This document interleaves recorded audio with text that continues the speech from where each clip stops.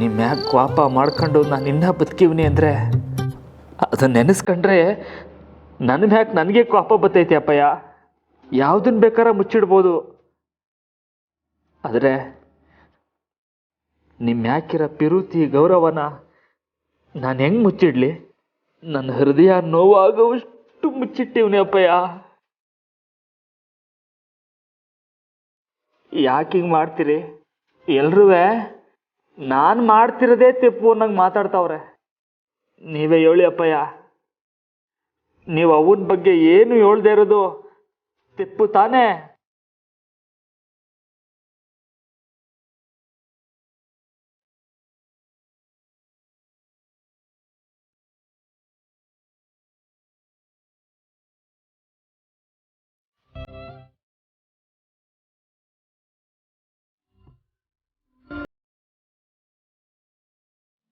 ರಾಮ ರಾಮ ರಾಮ ರಾಮ ರಾಮ ರಾಮ ರಾಮ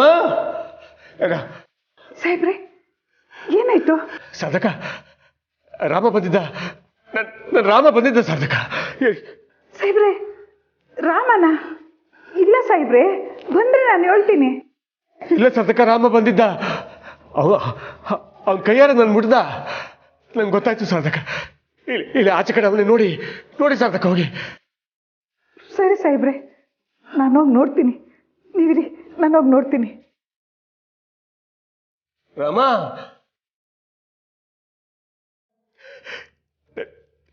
ನನ್ನ ರಾಮ ಇಲ್ಲಿ ಬಂದವನೇ. ನನ್ನ ನೋಡಕ್ಕೆ ಬಂದವನೇ ಅವನು.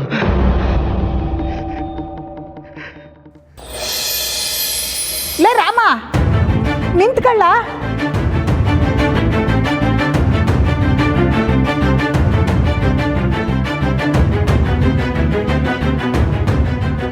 ಯಾಕ್ಲ ಹಿಂಗೆ ಮಾಡ್ತಾ ಇದೀಯಾ? ನಮ್ಮವ್ರನ್ನ ಯಾರನ್ನೂ ಮಾತಾಡ್ಸ್ಬೇಕು ಅಂತ ನಿಂಗೆ ಅನ್ಸಕ್ಕಿಲ್ವೇನ್ಲ?